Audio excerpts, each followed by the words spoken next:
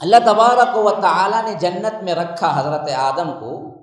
اللہ نے کہا فلاں درخت کے قریب نہ جاؤ، اب گئے، اور ساتھ میں یہ بھی آ رہا ہے کہ ذاق الشجرہ، نہ کھاؤ تو کھا لیا پھل، یا وہ درخت کا کوئی چیز یا پتا تھا کیا تھا پتہ ہے، کھائے تو تھے بہرے کیف، چک لیا تو تھا۔ اب یہ گناہ ایک ہوا تھا نا، رب کی معصیت ہوئی تھی، کیونکہ وہ دنیا نہیں تھی، وہ کوئی اور مقام جنت تھی، اس واسطے فوری اس کا اثر ریاکشن جسم پہ ہوا۔ کیا ہوا؟ کپڑے اتر گئے، گناہ کا اثر سامنے دکھا، کپڑے اتر گئے، تو اپنے سطر کو اس درخت کے پتوں سے ڈھاکا، اور اللہ نے پھر اس کے بعد دنیا میں بھیج دیا۔ معلوم ہوا کہ ایک کنڈیشن وہ تھا جہاں گناہ کا اثر دکھتا تھا، رب نہیں چاہتا تھا کہ گناہ کے اثرات ویسے ہی دکھنا شروع ہو جائیں جیسے یہاں دکھے، کیونکہ اس سے اصل میں امتحان نہیں ہوگا، تو رب نے اس مقام کو بھیج دیا جہاں پر اثر دکھتا نہیں ہے۔ کیوں؟ اصل مقصود امتحان ہے۔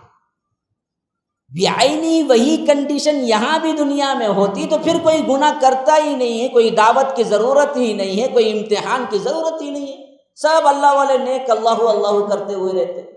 سب بڑے نمازی پرہیزگار رہتے، سب عبادت گزار رہتے۔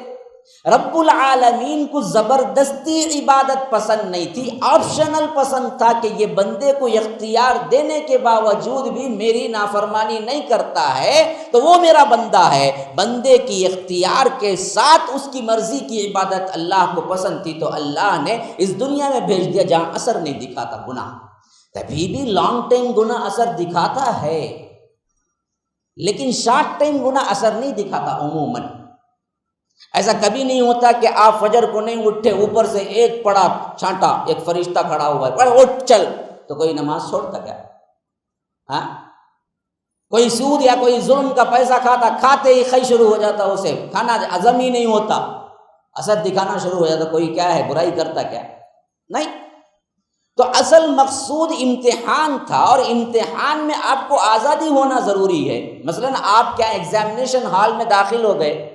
اب آپ وہاں پر آنسر دیں یا آ کر صفر لکھیں یا آ کر کوئی جواب دیں یا نہ جواب دیں، ایگزامینر جب بیٹھے گا تو وہ پورا دیکھتے ہوئے بھی آپ کو ٹچ نہیں کرے گا، یہاں تک کہ آپ ایگزامینیشن ہال کے خلاف کارروائی نہ کریں،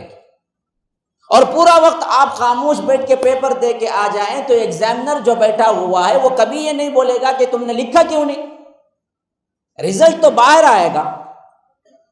یہی حالت اس دنیا کی ہے کہ یہ ایگزامینیشن ہال ہے، اور یہاں پر آپ کو اگر روک ٹوک لگا دی جائے زبردستی تو پھر تو ایگزام کا جو مراد ہے وہ پورا ہی نہیں ہوگا۔ تو رب العالمین اصل میں اختیار دینا چاہتا تھا اور امتحان لینا چاہتا تھا، اس واسطے گناہوں کے اثر کو اللہ تبارک و تعالی نے حفاظت کرے، دکھتے نہیں ہیں لیکن اثر اس کا ہوتا ہے۔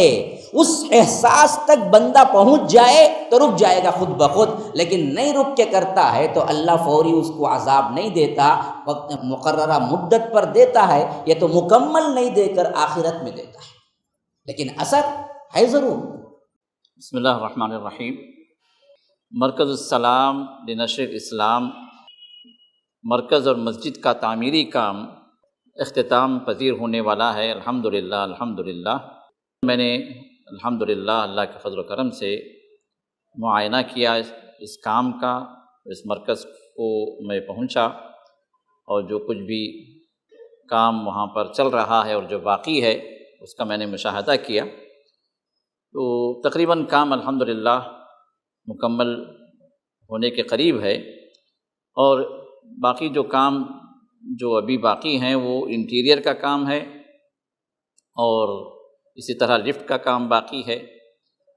اور اسی طرح ٹائلس وغیرہ جو ہے ڈالنے کا جو کام ابھی چل رہا ہے اس کی تکمیل ہونی باقی ہے۔ ذمہ داروں سے یہ بات سامنے آئی کہ ابھی تقریباً 45 لاکھ کی ضرورت ہے پوری طرح اس مرکز اور مسجد کی تکمیل کے لیے، تو جن حضرات نے بھی تعاون کیا ہے الحمدللہ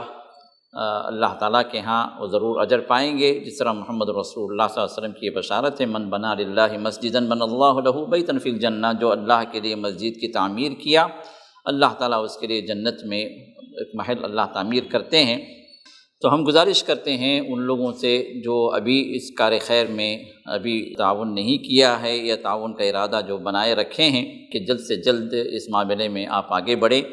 اور اس کار خیر کو آپ تکمیل تک پہنچانے کے لیے اس میں آپ تعاون کریں۔ جنہوں نے بھی اس کار خیر میں کسی بھی اعتبار سے تعاون کیا ہے، اللہ تعالیٰ ان کو اجر سے محروم نہ فرمائے، اللہ تعالیٰ ان کو اجر عظیم سے نوازے، اور رسول اللہ صلی اللہ علیہ وسلم کی بشارت جنت میں محل جو ان کے لیے تعمیر کیا جائے گا، اللہ تعالیٰ ان میں آپ کو بھی اللہ شامل فرمائے۔